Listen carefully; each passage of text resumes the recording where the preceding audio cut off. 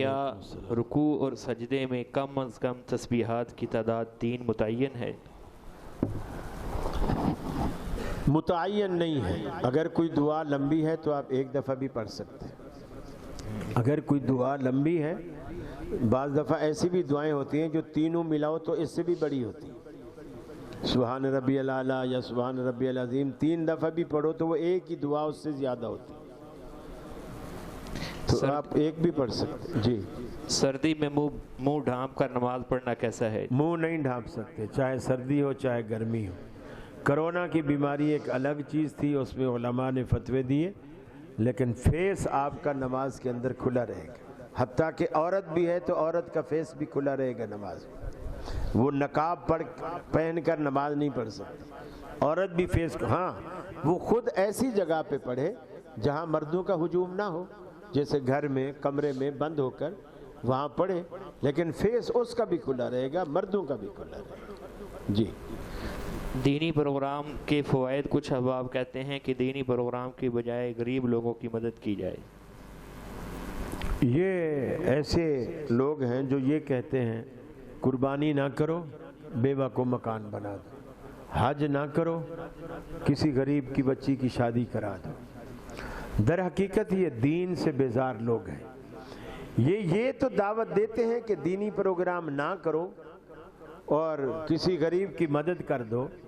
یہ کیوں نہیں کہتے کہ جو آپ کی جو گاڑی BMW ہے، آپ اس میں کرولا میں بھی سفر کر سکتے ہیں، آپ BMW بیچیں، اس سے کسی غریب کی ہیلپ کریں، اپنی ضرورت کے لیے چھوٹی گاڑی رکھ لیں، آلٹو رکھ لیں۔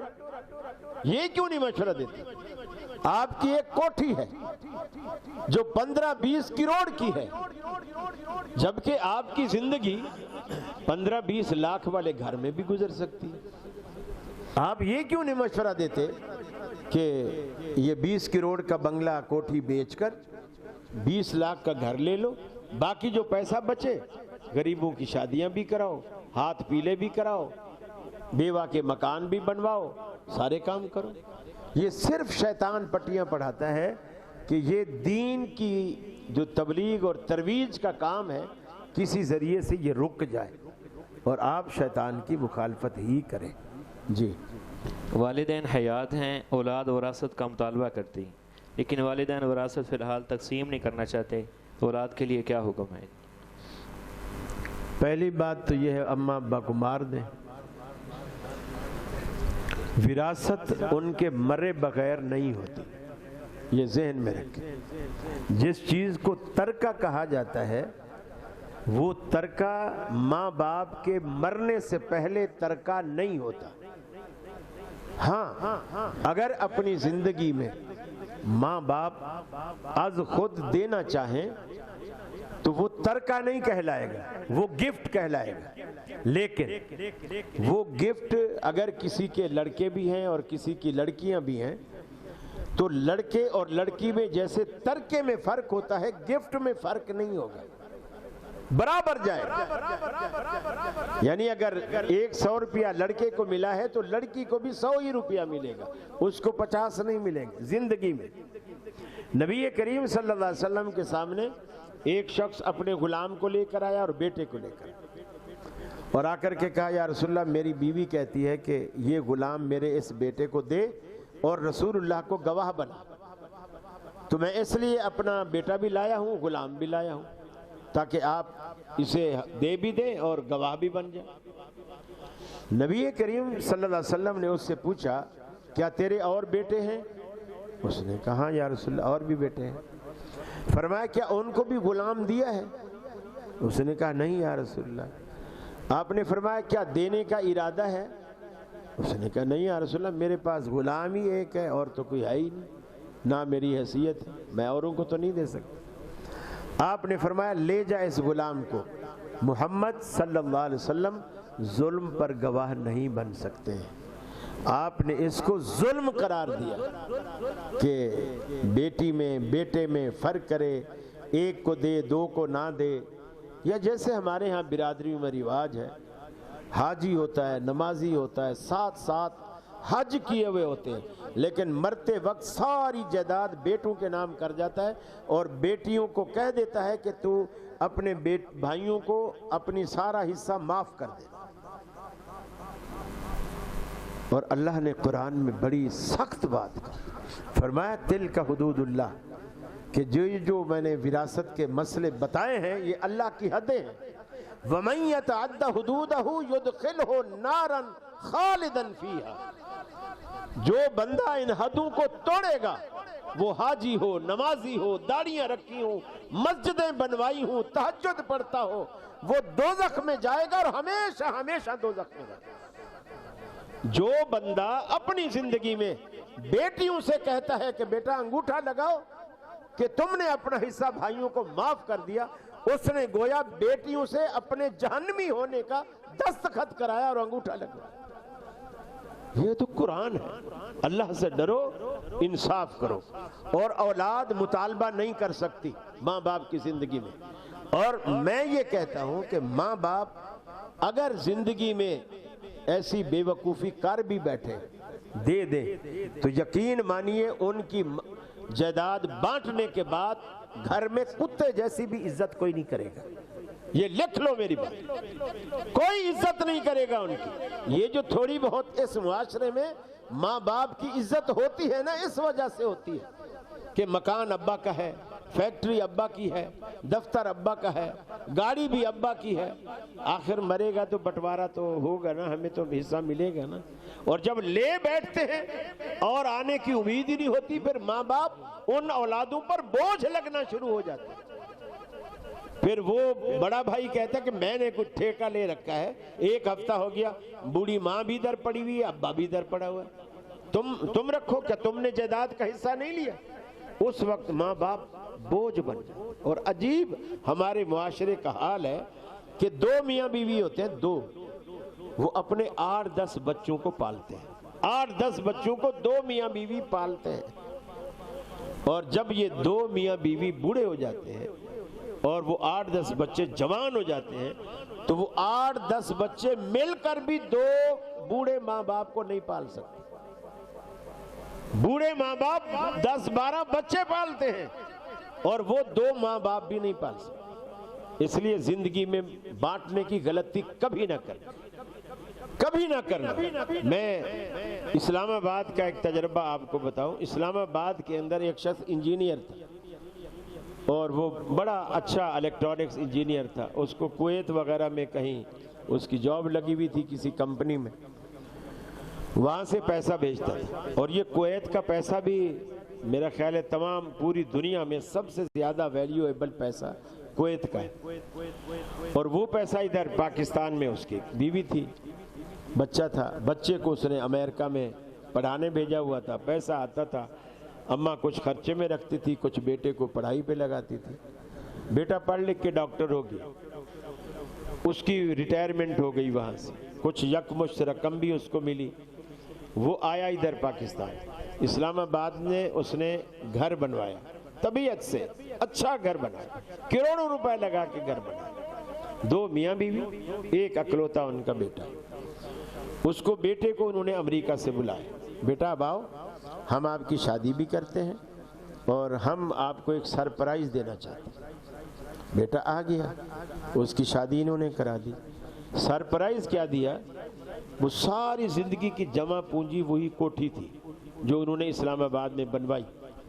اس کوٹھی کے کاغذات اور چابی بیٹے کو دے دی، بیٹا یہ آپ کے لیے ہماری طرف سے سرپرائز. اب وہ سمجھ رہے تھے کہ بھی ہمارا اکلوتا ہے تو بیٹا ہے، ہمارے بعد بھی سارا کچھ اسی کا ہے تو ہم زندگی میں دے دیتے ہیں. انہوں نے دے دی. کوئی ہفتہ 2 ہفتے گزرے، جب اس کے جانے کا ٹائم آیا نا، اس نے کہا ابو میں تو میری چھٹیاں ختم ہو رہی ہیں تو میرا کام ادھر زیادہ اچھا ہے، میں تو جانا چاہتا ہوں، اور یہ ہے وہ ہے، اور بیوی کو بھی میں لے جاتا ہوں. اس کا کوئی ویزے کا پروسیجر بھی کرا لیا اس نے. وہ چلا گیا. ہفتے 1.5 ہفتے کے بعد کچھ لوگ آئے اور اس بوڑھے ماں باپ کو کہنے لگے کہ مکان خالی کر. انہوں نے کہا بھی کیسے خالی کرے، تو ہمارا مکان ہے، ہم نے بنوایا، ہم نے اپنے بیٹے کا نام کیا. انہوں نے کہا جی آپ کا بیٹا جاتے ہوئے اس مکان کو بیچ کر گیا ہے، ہم نے کچھ پیسے اس کو دے دیے تھے بیانہ کے طور پر، ٹوکن کے طور پر، کچھ ہم نے رکھ لیے تھے، اب پیمنٹ ہم نے اس کو پوری کر دی، آپ چاہے تو بیٹے سے فون پہ بات کریں۔ انہوں نے فون پہ بات کی، بیٹے نے کہا ہاں ابو اتنے بڑے گھر کی مجھے تو ضرورت نہیں تھی، آپ تو 2 بوڑھے ماں باپ ہو، کہیں بھی گزارا کر لو گے، مجھے یہاں پیسوں کی ضرورت تھی اپنے بزنس کے لیے، میں نے وہ مکان بیچ دیا۔ پھر اس کے بعد وہ روتے پیٹتے ساری جمع پونجی لگا چکے تھے، اس کے بعد انہوں نے کیا کیا، برابر میں کوئی بنگلہ تھا، وہ کوئی اس کی اولاد نہیں تھی، وہ بھی بڑا امیر آدمی تھا، انہوں نے کہا ان دونوں میاں بیوی سے، میں ایسا کر سکتا ہوں آپ کے لیے، میرے پاس سرونٹ کوارٹر ہے وہ خالی پڑا ہوا ہے، آپ کا جب تک دل چاہے سرونٹ کوارٹر میں آپ رہیں، کھانا پینا آپ لوگ اپنا کرنا، میں اس جگہ کا کوئی کرایہ آپ سے نہیں لوں گا۔ وہ اب تک سرونٹ کوارٹر میں زندگی گزار رہے ہیں اور بیٹا مکان بیچ کے امریکہ جا چکا ہے۔ آپ اس دور کو نہیں سمجھ رہے ہیں، ہم بہت ایسے دور سے گزر رہے ہیں کہ بس الامین الامان والحفیظ۔ جی سردی میں ہیٹر کے آگے نماز پڑھنا کیسا ہے؟ کوئی حرج نہیں، وہ آپ یہ سمجھ رہے ہوں گے کہ شاید جیسے آتش پرست آگ جلا کے نماز، انما الاعمال بالنیات، عملوں کا دار و مدار نیت پر ہوتا ہے۔ ہاں اگر آپ کے دل میں یہ خیال آ رہا ہے کہ یار آج تو مزہ آئے گا، آگ کو ہی میں سجدہ کر رہا ہوں، تو پھر تو حرام ہے، پھر تو آپ مشرک ہیں۔ لیکن آپ اس لیے کھڑے ہوئے ہیں کہ یار یہاں سیک لگتا رہے گا اور سجدہ بھی آرام سے جتنا مرضی دل چاہے گا کروں گا، رکوع بھی کروں گا، ٹھنڈ نہیں لگے گی، تو کوئی حرج نہیں، اچھی بات۔ جی نماز جنازہ میں دوسری یا تیسری تکبیر کے بعد شامل ہونے والا شخص اپنی بقیہ نماز کیسے مکمل کرے گا؟ اگر تو مولوی ہے تو اس کو تو مسئلہ پتہ ہے، وہ اسی طرح پڑھے گا، اسی ترتیب سے ساری دعائیں پڑھے گا۔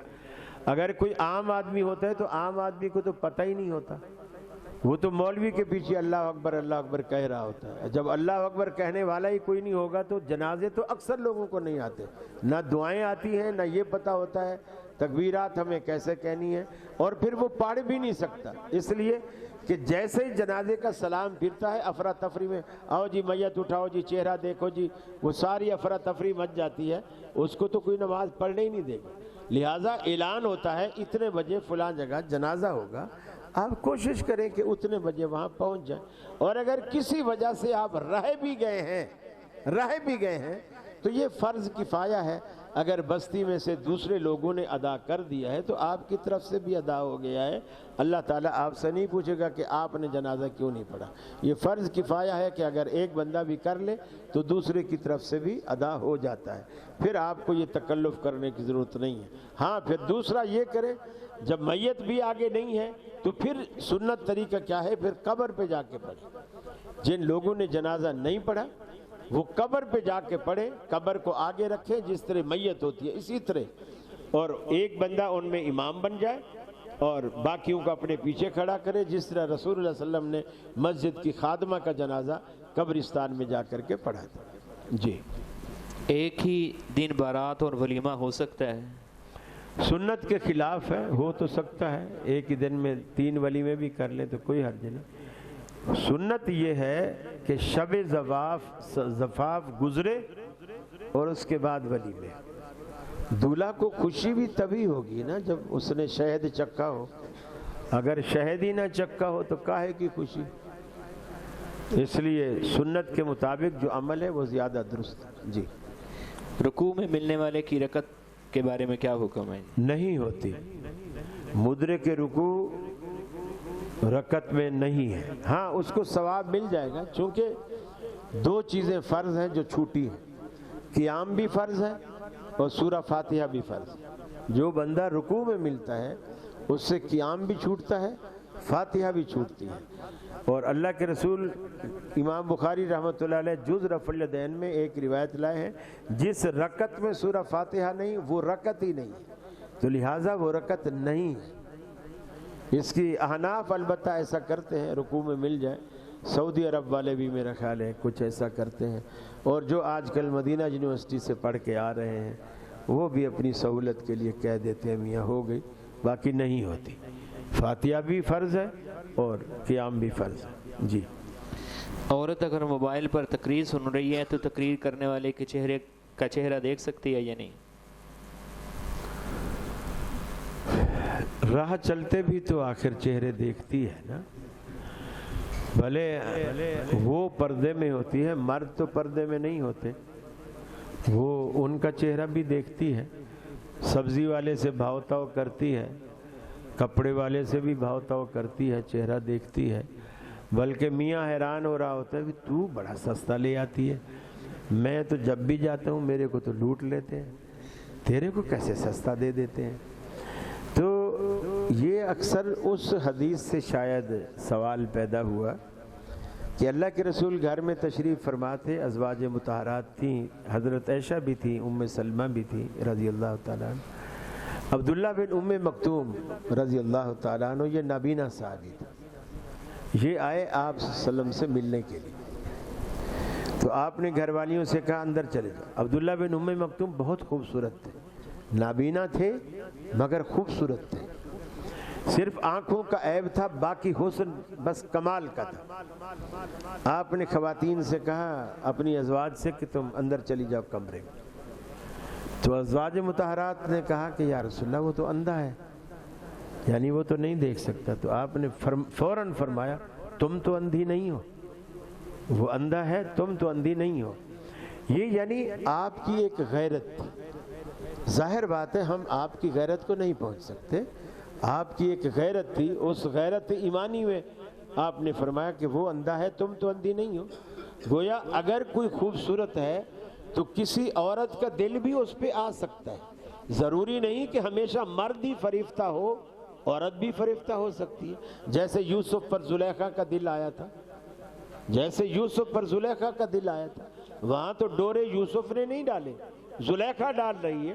تو اس لیے تالی جو دونوں ہاتھ سے بجتی ہے، تو ایک ہاتھ جس کو بھی بچا سکتے ہو، جب آپ اس کو کھینچ لو گے تو تالی نہیں بجے گی، وہ کرنٹ پیدا نہیں ہو۔ اس اعتبار سے باقی عورت پردے میں رہ کر اگر اس کی نظر کسی مرد کے چہرے پر، ہاں یہ ایک الگ بات ہے، وہ ٹک ٹکی باندھ کر اس کے نقش نین پر غور نہ کرتی رہے، کاش میرا میاں بھی ایسا چٹا ہوتا، یہ نہ سوچے تو پھر کوئی حل نہیں۔ جی، ایک شخص فجر نماز پڑھ کے سو جاتا ہے اور پھر اٹھنے کے بعد اشراق کے نفل ادا کرتا ہے، کیا اس کا عمل درست ہے؟ کس کے نفل ادا کرتا ہے؟ اشراق کے۔ ویسے ہی رسول اللہ صلی اللہ علیہ وسلم نے یہ تو منع نہیں فرمایا کہ فجر، ہاں یہ ہے کہ جو شخص فجر کی نماز نہیں پڑھتا اور سویا رہتا ہے، ایسی بعض روایات میں آتا ہے کہ اللہ تعالیٰ اس کی روزی کو تنگ کر دیتا ہے، لیکن ایسی روایات صحت کے درجے کو نہیں پہنچتی۔ باقی فجر کی نماز پڑھنے کے بعد سونے سے منع کرنے کی کوئی حدیث نہیں، اللہ کے رسول نے قطعاً منع نہیں کی۔ منع تب ہے کہ جب آپ عشاء کے بعد، آپ نے فرمایا دیر تک جاگو نہیں، مغرب کے بعد سوو نہیں۔ مغرب کے بعد اس لیے سونے سے منع کیا کہ اگر مغرب کے بعد کوئی سوئے گا تو لازماً عشاء جائے گی، اور اگر عشاء کے بعد دیر تک سوئے گا، جیسے آپ کی کانفرنسیں ہوتی ہیں 2 بجے 2:30 بجے جان چھوٹتی ہے، پھر ظاہر بات ہے جو 2:30 بجے 3 بجے جا کر سوئے گا وہ 5 بجے تو نماز کے لیے نہیں اٹھے گا۔ اس لیے فرمایا عشاء کے بعد جاگو نہیں اور مغرب کے بعد سوو نہیں، تاکہ فجر کی نماز نہ رہ جائے۔ اگر آپ فجر کی نماز ٹائم پہ پڑھ لیتے ہیں پھر آپ آزاد ہیں، کوئی حرج نہیں۔ جی، جنت میں مومن کی زندگی کیسی ہوگی، مختصر بتا دیں۔ مختصر تو نہیں ہو سکتا، البتہ قرآن کی ایک آیت ہے جس میں اگر آپ سمجھ سکتے ہیں مختصر، تو وہ یہ ہے وَلَكُمْ فِيهَا مَا تَشْتَهِي أَنفُسُكُمْ۔ اللہ نے قرآن میں کہا کہ جنت میں تمہارے لیے وہ کچھ ہے جس چیز کو تمہارا دل چاہے گا۔ گویا آپ جنت میں مرضی کے مالک ہو، مرضی کے مالک، اور یہ بہت بڑی بات ہے۔ حتیٰ کہ سید عطا اللہ شاہ بخاری رحمۃ اللہ علیہ نے اسی آیت کی تفسیر کر رہے تھے کہ تمہیں جنت میں وہ ملے گا جس کی تم خواہش کرو گے۔ ایک کوئی حقے کا شوقین بیٹھا تھا، اس نے کہا شاہ صاحب جنت میں حقہ ملے گا؟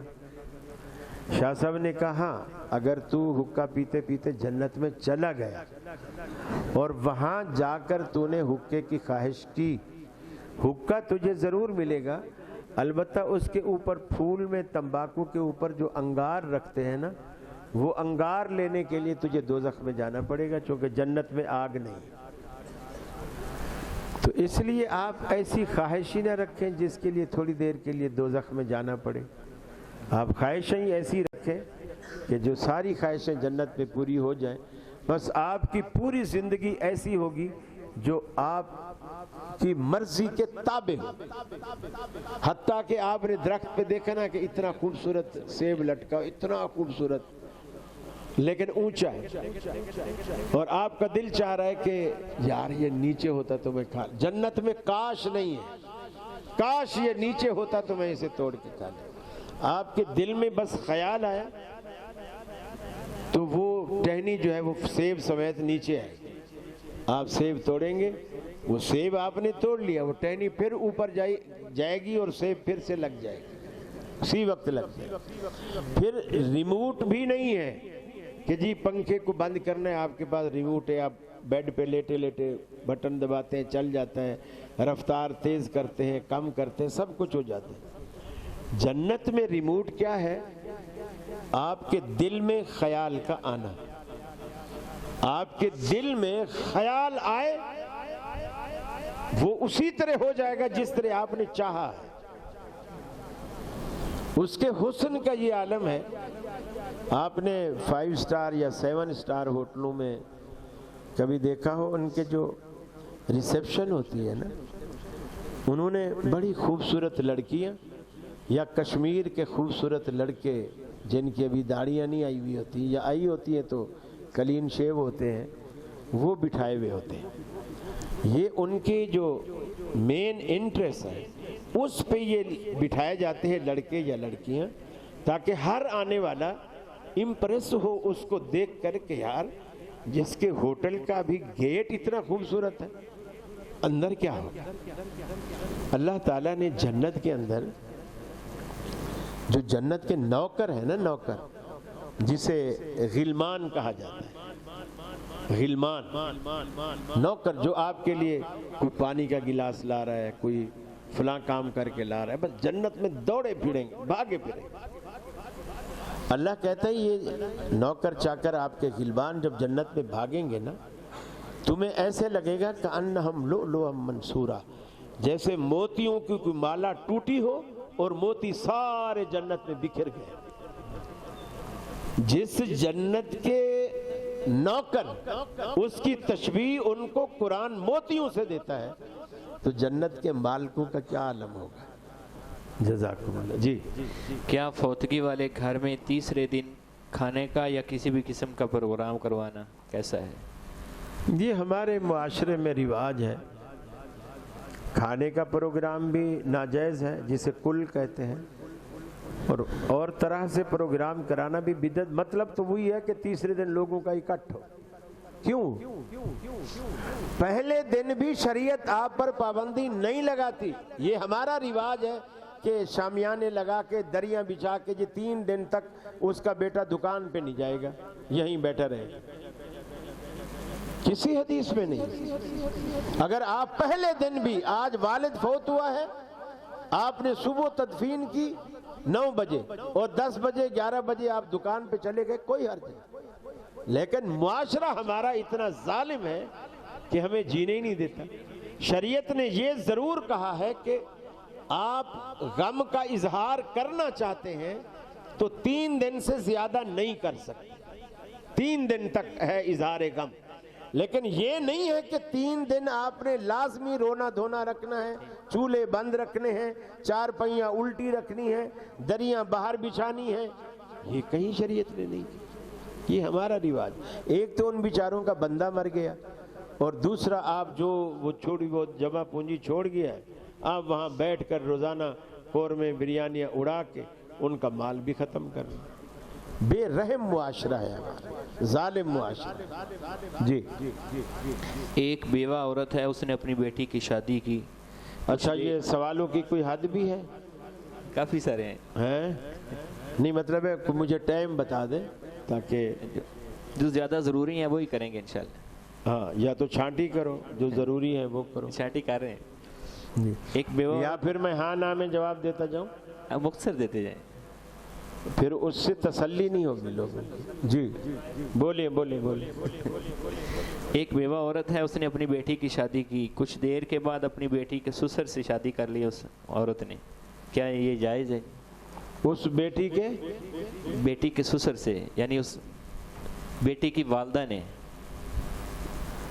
جس عورت سے کوئی شخص نکاح کرتا ہے نا، اس عورت کی بیٹی اس پر حرام ہے، اور اگر کسی بیٹی سے وہ شخص نکاح کرتا ہے تو اس کی ماں اس پر حرام ہے، لیکن اس پر جس نے اس کی بیٹی سے شادی کی ہے اس پر حرام ہے، دوسرے پر نہیں۔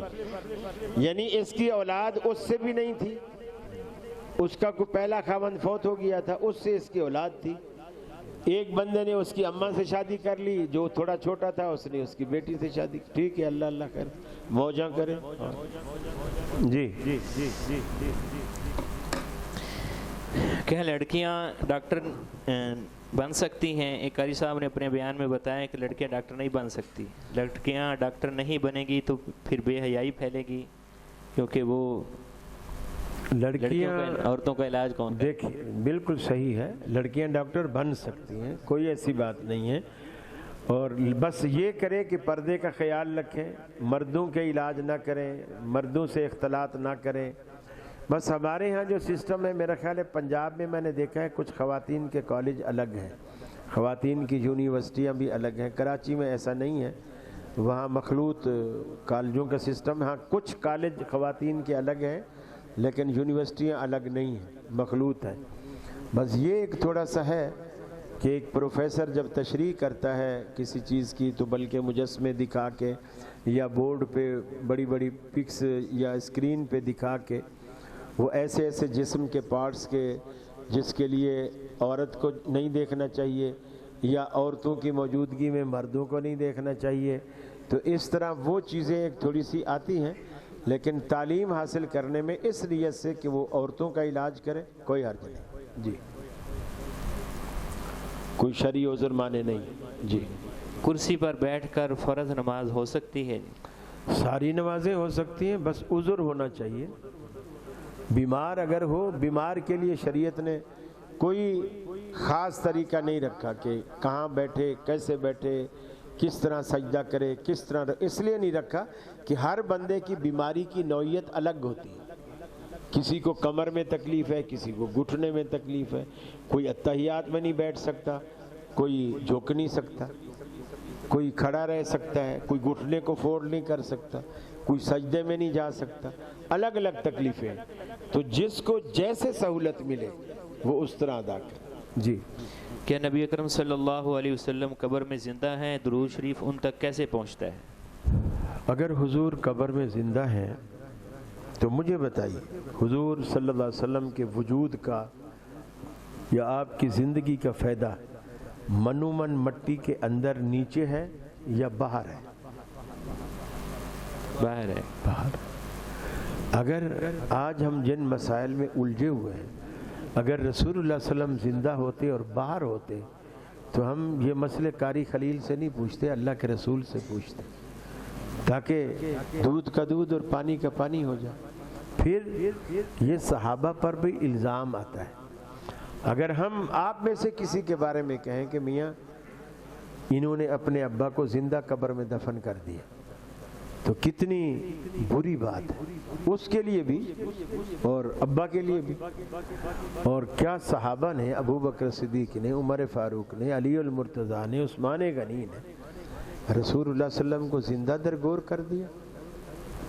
یہ نازیبا بات ہے، بہت بہت، یعنی ایسی بات ہے جو ایک مسلمان زبان پہ لا ہی نہیں سکتا۔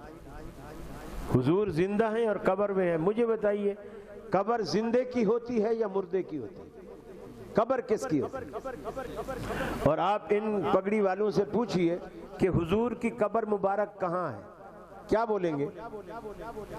مدینے میں۔ اگر آپ زندہ ہیں تو مدینے میں قبر کیوں ہے؟ زندے کی بھی کوئی قبر ہوتی ہے؟ قبر تو ہمیشہ فوت شدہ کی ہوتی ہے۔ پھر آپ جب دنیا سے چلے گئے، اگر آپ زندہ تھے تو آپ کے پیچھے ابو بکر کیوں مصلی پہ کھڑے ہو کے نمازیں پڑھاتے رہے؟ کیا رسول اللہ کی موجودگی میں کسی صحابی کو حق ہے کہ وہ مصلی پہ کھڑا ہو کے نمازیں پڑھائے؟ ابو بکر نے پڑھائی، مسجد نبی میں خطبے ابو بکر نے دیے، پھر آپ کے بعد عمر نے دیے، پھر آپ موجود تھے تو اللہ تبارک و تعالیٰ کے رسول کے صحابہ نے خلیفے کا انتخاب کیوں کرنا ضروری سمجھا؟ آپ کی زندگی میں کسی کو بھی خلیفے کی ضرورت پیش نہیں آئی۔ یہ سارے شواہد اس بات کے ہیں، اور قرآن مجید بھی کہتا ہے، اور اللہ کے رسول صلی اللہ علیہ وسلم کے بارے میں جب صدیق اکبر ممبر پر چڑھے پہلی دفعہ، ان کے پہلے خطبے کے الفاظ یہ تھے کہ من کان یعبد محمدن فإن محمدن قد مات، کہ جو شخص رسول اللہ کی عبادت کرتا تھا وہ سن لے کہ اس کا معبود آج فوت ہو گئے۔ ومن کان یعبد اللہ فإن اللہ حی لا یموت، اور جو اللہ کی عبادت کرتا تھا وہ سن لے کہ اس کا معبود زندہ ہے، اور ایسا زندہ ہے اس پر کبھی موت نہیں آئے گی۔ پھر ابو بکر صدیق نے دلائل دیے، انک میت و انہم میتون۔ اللہ قرآن میں کہتا ہے نبی آپ پر بھی میت کا اطلاق ہونے والا ہے، اور یہ کافر جو دن رات آپ کی موت کی دعائیں کرتے ہیں یہ بھی مرنے والے ہیں۔ افإن مت فهم الخالدون، اللہ کے رسول اگر آپ فوت ہو گئے تو کیا یہ ہمیشہ رہیں گے؟ وما محمد الا رسول قد خلت من قبلہ الرسل افإن مات او قتل انقلبتم علی اعقابکم۔ ہمارے آخری پیغمبر بھی ایک رسول ہے، پہلے بھی رسول آئے چلے گئے، اور آپ بھی اگر فوت ہو گئے یا قتل کر دیے گئے تو کیا تم ایڑیوں کے بر اسلام سے منحرف ہو جاؤ گے؟ بے شمار شواہد ہیں جو اس بات کو ظاہر کرتے ہیں کہ اللہ کے رسول اللہ کو پیارے ہو گئے۔ جی پہلا جملہ کیا ہے؟ اللہم صلی علی محمد۔ آپ نے حضور کو مخاطب نہیں کیا، اللہ کو مخاطب کیا۔ اللہم اے اللہ صلی علی محمد، محمد صلی اللہ علیہ وسلم پر رحمت نازل فرما، کما صلیت علی ابراہیم وعلی آل ابراہیم، جس طرح تو نے ابراہیم اور ان کی آل پر رحمت نازل فرمائی۔ پھر اگلا حصہ، اے اللہ آپ پر برکتیں نازل فرما، جیسے تو نے ابراہیم اور ان کی آل پر برکتیں نازل فرمائی۔ تو یہ درود اللہ کو مخاطب کیا آپ نے، اللہ کے پاس جاتا ہے۔ اللہ جب اس کو قبول کر لیتا ہے تو وہ رحمت جو آپ نے اللہ سے مانگی ہے، وہ برکت جو آپ نے اللہ سے مانگی ہے، اللہ تعالیٰ جب اسے قبول کر لیتا ہے تو اللہ تعالیٰ وہ رحمت اور برکت حضور صلی اللہ علیہ وسلم کے کھاتے میں ڈال دیتا ہے۔ آسان سی بات۔ اگر آپ کا درود اوپر جانے کے بجائے مدینے جا رہا ہے تو آپ کا درود قبول ہی نہیں ہو رہا۔ قبول کرنے والی ذات وہ ہے، مدینے میں قبولیت نہیں ہوگی، اس بات کو پلے باندھ دیجیے۔ اگر آپ کا درود اوپر جانے کے بجائے مدینے جا رہا ہے، اس کا مطلب ہے وہ راستے میں ہے، ابھی قبول ہی نہیں ہو۔ سمجھے بات؟ جی کیا دانوں والی تسبیح پر ذکر کرنا جائز ہے؟ اگر کوئی شخص اسے سنت نہ سمجھے، اگر کوئی شخص گنتی بھول جاتا ہے، بعض دفعہ ایسا ہوتا ہے انگلیوں پہ یاد نہیں رہتا، اب ہم انگلیوں پہ پڑھ بھی رہے ہیں، مثال کے طور پر بچہ آ گیا، ابو امی کہہ رہی ہیں دودھ لانا ہے، اب مجھے یہ بھول گیا کہ میں نے کتنا پڑھا تھا، یہ بھول گیا۔ اب اگر اس طرح کوئی خاص تعداد جیسے 33 مرتبہ سبحان اللہ الحمدللہ اللہ اکبر 34 مرتبہ، اگر یہ گنتی پوری کرنی ہے، یا کوئی وظیفہ آپ نے 100 کی تعداد میں بتایا ہے اور آپ انگلیوں پہ بھول جاتے ہیں، تو آپ یاد رکھنے کے لیے وہ گنتی تسبیح کے ذریعے پوری کر سکتے ہیں، لیکن اس سے ریاکاری والا پہلو نہ نکالیں۔ جیسے بے نظیر کے ہاتھ میں ہوتی تھی، وہ جہاں بھی بیٹھے اسمبلی میں بس تسبیح ہاتھ میں ہے اور من کا چل رہا ہے، یا جیسے آج کل عمران خان کے ہاتھ میں ہے، پنکی پیرنی کے ہاتھ میں ہے، اسی طرح کوئٹہ کے پٹھان سارے ہاتھ میں رکھتے ہیں، ادھر نسوار بھی ہوتی ہے، ہاتھ میں تسبیح بھی ہوتی ہے، اور وہ پشتوں میں گالیاں بھی دے رہے ہوتے ہیں اور من کے چل رہے ہوتے ہیں. تو یہ سلسلہ نہ ہو, آپ چھپا کے رکھیں, جیب میں رکھیں, جب ضرورت پڑے خاموشی سے اکیلے میں بیٹھ کر آپ اس کی گنتی کو پورا کریں, پھر جیب میں ڈال لیں. یہ آج کل ڈیجیٹل تسبیحاں بھی آ گئی ہیں, بٹن دباتے جاتے ہیں, وہ کاؤنٹنگ ہوتی جاتی ہے, آپ اس کو بھی یوز کر سکتے ہیں. جی. ایک بندے نے 27 لاکھ روپے لیا ہے, جس سے لیا ہے اس کو 50,000 روپے ماہانہ دے رہا ہے, کیا یہ سود ہے؟ حرام, بالکل حرام. یہ تو دینے والا جو ہے, جو اس نے 50 لاکھ دیا ہے, وہ سمجھو اپنے پیسے کا کرایہ لے رہا ہے ہر مہینے. سود اسی کا تو نام ہے. بنیے یہی تو کہتے تھے, مسلمان بنیوں سے 10 قدم آگے ہیں, بہت 10 قدم آگے ہیں. سیدھا سیدھا سود ہے. جب تک آپ کے ایگریمنٹ میں نقصان کا عنصر نہیں ہے وہ حرام. نقصان بھلے نہ ہو لیکن لکھت پڑھت میں ایگریمنٹ میں وہ چیز آنی چاہیے. اور جب بھی ایک انویسٹر ہے اور ایک ورکر ہے, اسے کہتے ہیں مضاربہ. اسلامی زبان میں اسے مضاربہ کہتے ہیں کہ ایک بندے کی محنت ہو اور ایک بندے کا پیسہ ہو. جب آپ پیسہ لگاتے ہیں تو جتنا بھی نقصان ہوگا پیسے کا وہ سارا انویسٹر کا ہوگا. محنت کش کا پیسے کا نقصان نہیں ہوگا, محنت کش کا سارا نقصان محنت کا ہوگا. اس کی محنت ضائع, اس کا پیسہ ضائع. اگر یوں بھی ایگریمنٹ ہوا ہے نا کہ جو بھی نقصان ہوگا تمہارا ہمارا آدھا آدھا, یہ بھی حرام. محنت کش کا پیسے کا کوئی لینا دینا نہیں, وہ صرف اپنی محنت کا ذمہ دار ہے. جی آگے چلیے. بچہ دیندار ہے, وہ محنت مزدوری نہیں کرتا, اس کے لیے کوئی دعا بتا دیں. قُلْتُ اسْتَغْفِرُوا رَبَّكُمْ إِنَّهُ كَانَ غَفَّارًا يُرْسِلِ السَّمَاءَ عَلَيْكُمْ مِدْرَارًا وَيُمْدِدْكُمْ بِأَمْوَالٍ وَبَنِينَ وَيَجْعَلْ لَكُمْ جَنَّاتٍ وَيَجْعَلْ لَكُمْ أَنْهَارًا. 5 فائدے اللہ تعالیٰ نے استغفار کے بتائے ہیں. اس میں مالی فائدہ بھی ہے, اولاد کا فائدہ بھی ہے, جنتوں کا فائدہ بھی ہے, باغات اور نہروں کا فائدہ بھی ہے, اور بخشش کا فائدہ بھی. یہ سارے فائدے اللہ رب العالمین نے صرف استغفار کے بتائے ہیں. اسے چاہیے کہ وہ استغفر اللہ پڑھتا رہے. انشاءاللہ اللہ رب العالمین اس کی یہ پریشانی دور کرے گا. جی. ہم کسی کی عزت بچانے کے لیے کسی سے جھوٹ بول سکتے ہیں؟ اگر تو کوئی فتنے کا اندیشہ ہے اور فتنے سے بچنے کے لیے تو جھوٹ بولا جا سکتا ہے کہ اگر سچ بولیں گے تو لڑائی ہوگی, تو ان کی صلح کرانے کے لیے جھوٹ بول سکتے ہیں.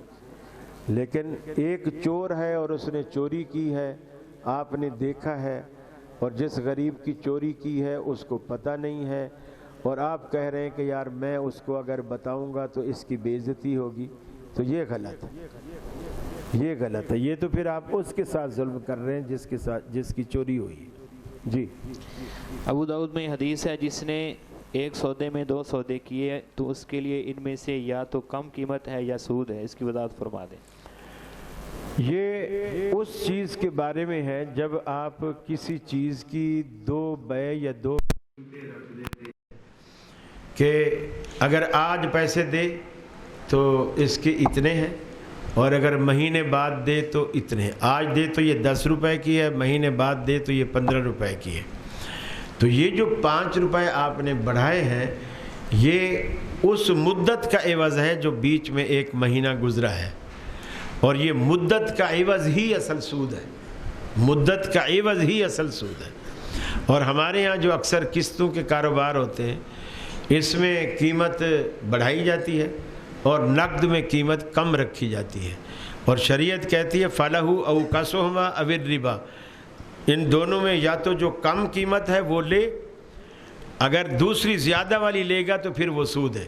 أَوِ الرِّبَا یا پھر وہ سود ہے. تو لہٰذا زیادہ قیمت سود ہے, کم قیمت جو نقدی والی ہے وہ حلال ہے. تو لہٰذا آپ ریٹ وہی رکھیں جو نقدی والے ہیں. مہینے بعد پیسے دے تو بھی وہی, اور ہفتے بعد پیسے دے تو بھی وہی, آج پیسے دے تو بھی وہی. جی. طلاق ثلاثہ کو وضاحت کریں. 3 طلاقوں کو طلاق ثلاثہ کہتے ہیں. وضاحت کے لیے سوال آپ کریں گے تو میں وضاحت کروں گا.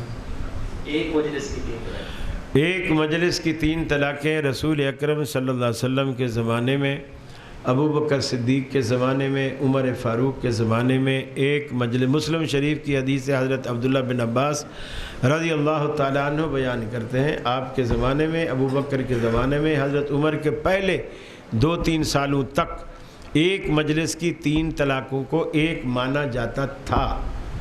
پھر رسول اکرم صلی اللہ علیہ وسلم کے سامنے حضرت رکانہ کا ایک کیس آیا، مسند احمد میں روایت ہے. رکانہ سے آپ نے پوچھا کیف طلقتہ، تو نے کیسے طلاق دی؟ اس نے کہا ثلاثاً، میں نے 3 طلاقیں دی ہیں. آپ نے پوچھا فی مجلس واحد، کیا ایک مجلس میں 3 طلاقیں دی ہیں؟ قال نعم، اس نے کہا ایک ہی مجلس میں 3 طلاقیں دی ہیں. آپ نے فرمایا انما تلک واحدۃ فرجیہا ان شئت، یہ 3 طلاقیں ایک ہی طلاق ہے، تو چاہے تو رجوع کر لے. قال فراجعہا، راوی کہتا ہے کہ چنانچہ انہوں نے رجوع کر لیا. گویا اہمیت لفظوں کی نہیں ہے، اہمیت مجلس کی. مجلسیں اگر 3 ہو جائیں تو وہ 3 ہی مانی جائیں گی. اگر مجلس ایک ہے اور اس میں الفاظ 15 ہیں تو وہ ایک ہی مانی جائے گی. جی اب اور سوال نہیں لو بھائی، یہ تو ابھی آئے چلے جا رہے ہیں. چاول بھی نہیں ہے اور پھر بھی لوگ سوار کلے چلے جا رہے ہیں. اگر نماز تہجد کی نیت لے کر کوئی شخص وتر نہ پڑھے، آنکھ نہ کھولے، تو وہ وتر کب پڑھے گا؟ یعنی فجر کی اذانیں ہو گئیں. دن میں وتر پڑھنے کا طریقہ یہ ہے کہ جتنے وتر آپ پڑھا کرتے تھے اس میں 1 رکعت کا اضافہ کریں. جو نماز آپ کی سفر میں رات کو رہی تھی، جو بلال نے اذان نہیں دی تھی، آپ تہجد کی 11 رکعتیں ہمیشہ پڑھا کرتے تھے. اس دن آپ نے آگے جا کر جب اس کو قضا کیا تو آپ نے 12 رکعتیں ادا کی، اور یہی اس کی دلیل ہے کہ وہ طاق کو جفت میں تبدیل کر دیں. جی آگے چلیے، جلدی جلدی جلدی. دینا جائز ہے یا ناجائز؟ میرا خیال ہے یہ ڈاکٹر اسرار والے سوال پہ لوگ پریشان ہیں. کئی جگہوں پر مجھ سے یہ سوال ہوا. ڈاکٹر اسرار صاحب کو یہ غلطی لگی ہے کہ جس میں آپ نے ٹھیکے پہ زمین دینے سے منع کیا ہے، عرب میں ایک رواج تھا. مالک کیا کرتے تھے کہ مالک کو پتہ ہوتا تھا کہ میری جو زمین ہے، مثلا یہ ایکڑ ہے، ایکڑ کا جو یہ حصہ ہے یہاں فصل زیادہ ہوتی ہے، اور جو یہ حصہ ہے تھوڑا سا شور والا ہے، کلر ہے یا سیم تھور ہے، یہاں فصل تھوڑی ناقص ہوتی ہے. تو وہ مالک کیا کرتا تھا، وہ بجائے پیسے طے کرنے کے اس سے کہتا تھا یہاں سے یہاں تک جو ادھر فصل ہوگی یہ میری ہوگی، ٹھیک ہے تو کر، زمین میں تجھے ٹھیکے پہ دیتا ہوں، زمین اگا، فصل تیار کر، لیکن یہاں سے یہاں تک جو آئے گی وہ میری ہوگی اور جو ادھر آئے گی وہ تیری ہوگی. شریعت نے اس سے منع کیا.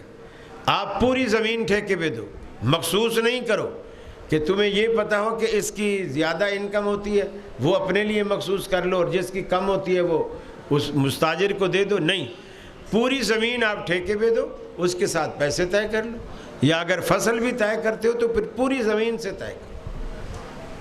یعنی منع جو ہے کسی ایک حصے کو اپنے لیے مختص کرنا اور دوسرا حصہ مستاجر کو دینا، یہ منع ہے. اور اگر ٹوٹل زمین آپ دیتے ہیں تو کوئی منع نہیں. جی قرآن مجید میں آیا ہے کہ جمعہ کے وقت کاروبار بند کر دینا چاہیے. کیا جو عالم صرف جمعہ پڑھا رہا ہے وہ پیسے لے سکتا ہے؟ کاروبار بند کر دینی چاہیے جمعہ کے وقت. ہاں تو جو عالم پیسے لے رہا ہے صرف جمعے کے، تو یہ کاروبار کہاں کر رہا ہے؟ یہ کاروبار کہاں کر رہا ہے؟ مسجد میں؟ پیسے لے. دیکھیے اس بات کو سمجھیے، ہر بندہ اپنے وقت کی قیمت لینے کا حقدار ہے. کوئی بھی بندہ، مزدور کو آپ ہائر کرتے ہیں تو مزدور نہیں خریدتے، مزدور کا وقت خریدتے ہیں. اب آپ سمجھتے ہوں کہ مولویوں پہ تو جمعہ فرض ہے، جمعہ تو آپ پہ بھی فرض ہے، آپ کو کیوں کوئی پیسے نہیں دیتا؟ مجھے کیوں دیتا ہے؟ جمعہ تو سب پر فرض ہے. مولویوں پر بھی پڑھنا فرض ہے، پڑھانا فرض نہیں ہے. ایک بات. دوسری بات، مجھ پہ پڑھنا، میں کہیں بھی ہوں وہی بھی پڑھ لوں. مثلا میں پورا سال میں نے جمعہ کوئی نہ چھوڑا ہو، ہر جمعہ پڑھایا ہو، کوئی جمعہ لاہور میں، کوئی کراچی میں، کوئی سندھ میں، کوئی بلوچستان میں، پورا سال میں گھومتا رہا، جمعے پڑھاتا رہا. مجھے کس مسجد والے مہینہ تنخواہ دیں گے؟ کون سی مسجد والے دیں گے؟ ہیں؟ مہینے کی تنخواہ کون دے گا؟ کوئی بھی نہیں دے گا. حالانکہ میں نے سارا سال جمعہ پڑھایا، کوئی بھی نہیں چھوڑا. یہ پیسہ جمعے کا نہیں ہے، یہ پیسہ اس چیز کا ہے جب آپ مجھ پہ یہ پابندی لگاتے ہیں. جی آپ کہیں بھی ہوں، جمعے والے دن آپ کو یہیں پہنچ رہے ہیں. اب میں ملازم ہو گیا، مجھے پھر اپنے وقت کی قیمت طے کرنے کا حق ہے. اب میری پکوڑے کی دکان ہے، میں یہاں امام ہوں، اب میں ٹھیلے پہ پکوڑے بنا رہا ہوں.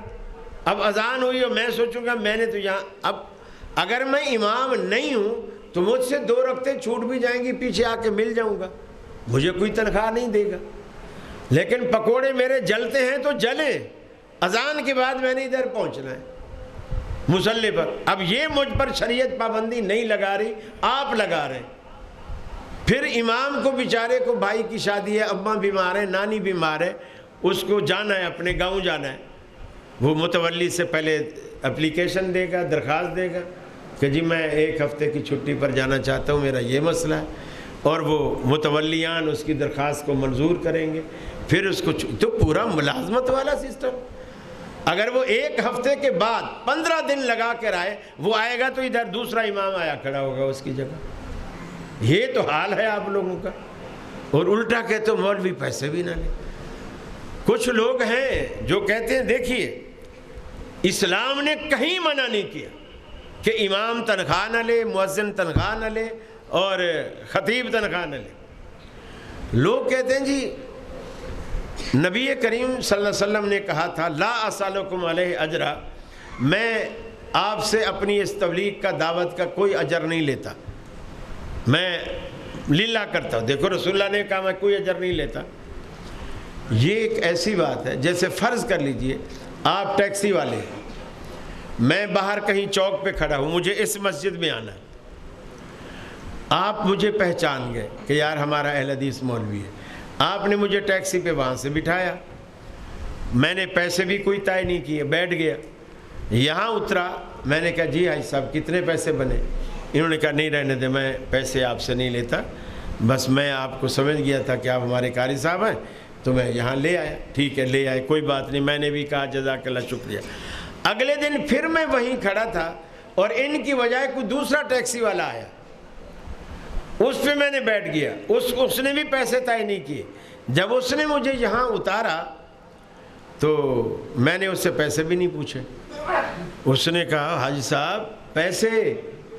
میں کہوں کل تو میں آیا تھا، اس نے تو کوئی پیسے نہیں لیے، اس نے تو نہیں پیسے لیے، تو کیوں لے رہا ہے؟ نبی کہہ رہا میں تم سے کوئی اجرت نہیں لیتا.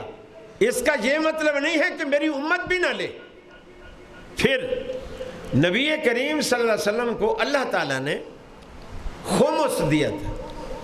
خمس جتنا بھی یہ جو جہاد کا مال آتا تھا، جو بھی اس کا سب سے پہلے 5واں حصہ نکالا جاتا. 5واں حصہ اسے خمس کہتے ہیں. وہ صرف رسول اللہ کے لیے تھا. یہ کماڑی والے کراچی میں ہیں، توحیدی کہلاتے ہیں، ڈاکٹر مسعود عثمانی کے مرید ہیں، فوت ہو گئے. یہ مسئلہ اکثر وہی اٹھاتے ہیں. تو میں نے انہیں کہا کہ وہ رسول جو پیسے نہیں لیتا تھا، میں نے کہا پتہ ہے کیوں نہیں لیتا تھا؟ اللہ تعالیٰ پورے مال غنیمت سے خمس ان کو دیتا تھا. میں نے کہا تم مجھے صرف کماڑی کا خمس دو، میں کراچی کی ساری مسجدیں فری کرا دوں. صرف کماڑی کا، جہاں بحری جہاز آ کے رکتے ہیں اور پوری دنیا کا ایکسپورٹ امپورٹ کا سارا کاروبار وہیں سے ہوتا ہے، کماڑی سے، بحری راستے سے.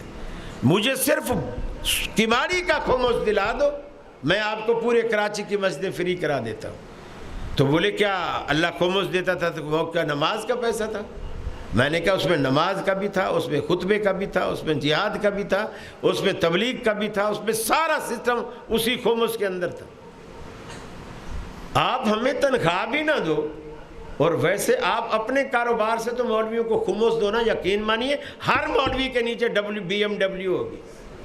صرف خمس دو 5واں حصہ، نہیں لیتے ہم تنخواہ۔ اللہ کے بندو، مارتے بھی ہو، رونے بھی نہیں دیتے ہو، کمال ہے جی۔ آخری سوال ہے کہ مرزا محمد علی انجینئر کو سننا کیسا ہے؟ عالم آدمی کسی کو بھی سنے کوئی حرج نہیں، عالم آدمی کسی کو بھی سنے کوئی حرج نہیں، لیکن عام آدمی جس کا دل بالکل معلومات دین کی نہیں رکھتا، وہ کسی کو بھی سنے گا تو متاثر ہوگا۔ اس کے پاس کھوٹے، مثلا سنار ہے، جو سونے کی پہچان رکھتا ہے وہ تو خرید و فروخت کا کام کرے سونے کی، لیکن جو بالکل قاری صاحب ہے، جو سونے کو جانتا ہی نہیں، مجھے پیتل بھی کوئی دے جائے تو میں بولوں سونا ہے، تو میں اس کی خرید و فروخت کا کام کروں گا تو میں تو لٹ جاؤں، لوگ مجھے دھوکہ دے جائیں گے۔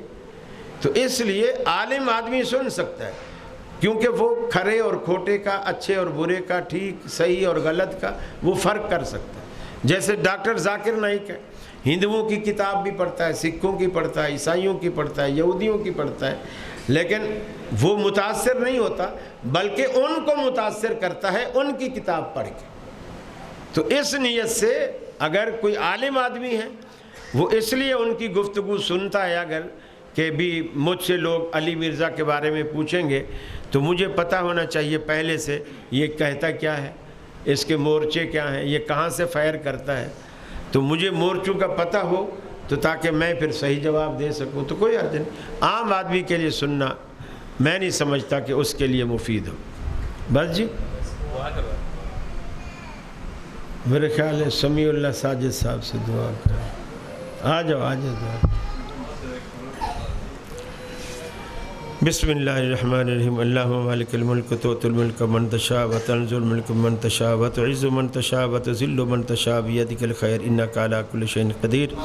اللہم صلی علی محمد وعلی آل محمد کما صلیت علی ابراہیم وعلی آل ابراہیم انک حمید مجید۔ اللہم بارک علی محمد وعلی آل محمد کما بارکت علی ابراہیم وعلی آل ابراہیم انک حمید مجید۔ یا قاضی الحاجات اقض حاجاتنا، اللہم الف بین قلوبنا واصلح ذات بیننا، اللہم اصلح لنا شأننا کلہ لا الہ الا انت اذهب الباس رب الناس واشف انت شافی لا شفاء الا شفاؤک شفاء لا یغادر سقما۔ اے اللہ تمام بیماریوں کو شفاء کاملہ عاجلہ نصیب فرما، اللہ تمام پریشان حالوں کی پریشانیاں دور فرما، اللہ تمام دکھیوں کے دکھ درد دور فرما، اللہ تمام مقروضوں کے قرضے اپنے فضل سے دور فرما، اللہ ہم سب کی روزیوں میں برکت عطا فرما، اللہ ہمیشہ حلال کھلا حرام سے بچا۔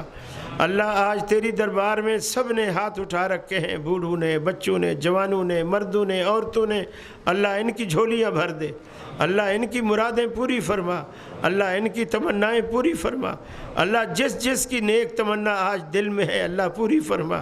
اے الہ العالمین، اپنی ذات کے سوا کبھی کسی کا محتاج نہ بنا، اللہ جو بے اولاد ہیں انہیں اولاد نرینہ اور صالح عطا فرما، اللہ جن کو تو نے اولادیں دی ہیں ان کی اولادوں کو نیک اور صالح بنا، تمام مسلمان بچوں کو ماں باپ کی آنکھوں کی ٹھنڈک بنا، ان کے بڑھاپے کا سہارا بنا، ان کی آخرت کا ذخیرہ بنا۔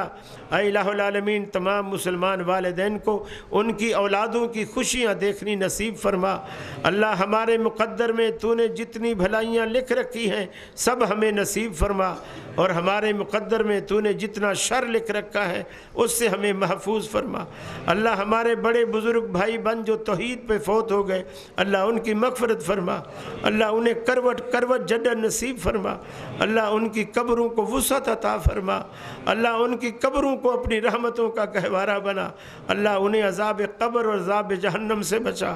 اللہ ہمیں بھی جب تک دنیا میں رکھے اسلام اور ایمان پہ قائم رکھ، خاتمہ ایمان پہ فرما، مرتے وقت کلمہ نصیب فرما، اپنے نبی کی شفاعت نصیب فرما، اپنے نبی کے دست مبارک سے آب کوثر نصیب فرما۔ آمین الالک آمین۔ اے الہ العالمین، جن لوگوں نے تیرے دین کی تبلیغ اور ترویج کے لیے اس کام کو سر انجام دیا اور یہ پروگرام منعقد کرایا، اللہ ان کے اخلاص میں مزید برکتیں عطا فرما، اللہ ان کی یہ محنت اپنی جناب میں قبول و مقبول فرما۔ اللہ بغیر کسی لالچ کے اتنی دیر رات گئے تک جو لوگ تیرے گھر میں بیٹھے رہے محض تیرے دین کی محبت میں، اے الہ العالمین ان کے گھروں کو، ان کے دفتروں کو، ان کی فیکٹریوں کو، ان کے شہروں اور گلیوں کو اپنی رحمتوں اور اپنے فضل سے بھر دے۔ اے الہ العالمین ہماری چھوٹی پھوٹی جو نیکیاں ہیں اپنی جناب میں قبول و مقبول فرما۔ اے الہ العالمین ہماری خطاؤں سے درگزر فرما۔ ربنا آتنا فی الدنیا حسنہ وفی الآخرۃ حسنہ وقنا عذاب النار۔ آمین الہ آمین۔